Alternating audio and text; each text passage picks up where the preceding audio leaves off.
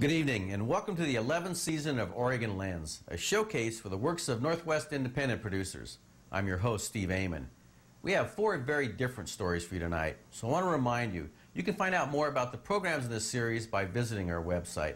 First up is Never Stop Moving, which is an uplifting look at Kevin Hansen and his work with wheelchair athletes. Kevin was a typical young man with a love for anything athletic until a tragic skiing accident left him a quadriplegic at the age of 21. Rather than let the accident defeat him, Kevin started World Wheelchair Sports, a Eugene-based nonprofit organization that sets up athletic and recreational opportunities for folks who use wheelchairs.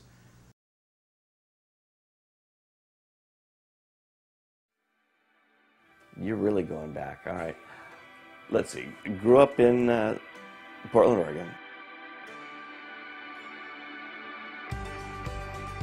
The sports I did in high school were diving, wrestling, track, and skiing. My favorite sport was surfing, but it wasn't a scholastic activity. Did a little bit of theater in high school, but was mainly into it just so that my best friend and I could run up walls and do backflips off of them. I mean, it was just, we were a little wild and crazy. Then I got a skiing scholarship to McAndrew Community College to race for them. They had a ski team. I was teaching freestyle skiing up at Timberline Lodge. We had a distance jump, what we used to call Sprung back then. And then we also had an acrobatic jump. Competed in the Sprung on Saturday. And on Sunday,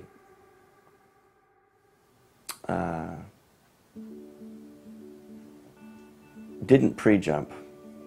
Did a beautiful back swan dive right into the snow and in front of about, I don't know, 2,500, 3,000 people. My main concern was my wife and my family and how they were going to deal with it. And we were on our second honeymoon, actually. It had been a year. After an injury like that, you've got so much stuff you've got to deal with. And if you're a goal-oriented person, which I was and sort of am, what's next?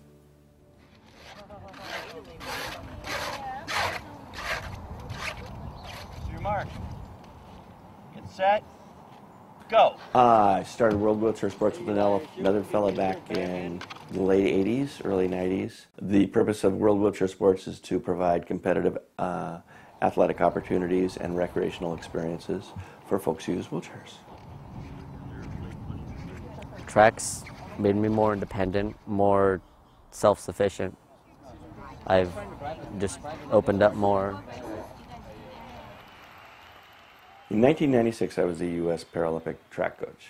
I got really burned out. Came back to Oregon and started working just with middle and high school age kids, and even younger, and became aware of the fact that kids who were in high school weren't allowed on their high school track teams.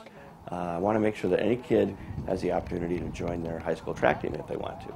So World Wheelchair Sports supplies the equipment and the coaching, and we sort of act as facilitators to get the kids involved in their high school teams, work with the coaches to let them know that, you know, it's not the end of the world that they have a kid who's in a wheelchair on their track team. The kid is not made out of China. You can work them hard, and just basically we're there to make them comfortable with the situation. I mean, I've been in sports for as long as I can remember. I mean, I just had to find a new way to do it. So this is just a new sport for me. Go. It's very enjoyable working with a kid who, you know, is overweight and getting them back into shape and getting them moving. That makes as big an impact on me as watching my guys set world records. At first I was really competitive, and then I was like, I suck anyways. Kanya was, at first when I first met her, I was really nervous. I was like, what if she's really good, which she was. And I was like, I'm gonna look stupid. But then she turned out to be really nice, and I was like, it doesn't really matter since we're doing it together, and so we're supporting each other. It is a completely selfish reason that I'm involved with this.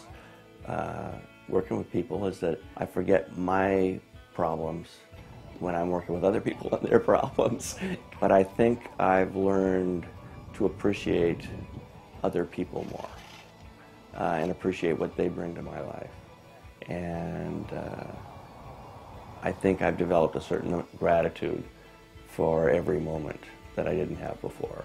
I kind of took things a little bit for granted, and I don't take things for granted anymore. He's everything. I wouldn't race without Kevin being my coach. He's been my coach from the start. Those are my earrings. Really?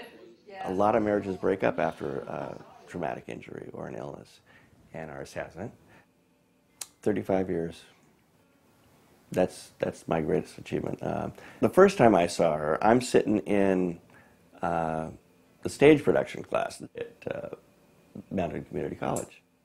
And this gal in this cute little leather and canvas miniskirt set pushes a quadriplegic into the green room. And I just thought, wow, here is this really, really hot gal, and she's compassionate too. There's some weird shit that happens in life. I was always very, very competitive, but more importantly, I think I was in love with the motion, the movement, and I knew when I was in high school and college that I really wasn't ever going to be at the level of, say, an Olympic level. And I think that's something that I've been trying to work with the kids a lot about. Most of us aren't ever going to be Olympic champions. Most of us aren't ever going to be Paralympic champions. But if we can develop sort of an existential outlook on our competition, Listen your mark. we're going to fall in love with the actual act of participation. Get set. And in that way, we keep that love lifelong. Go.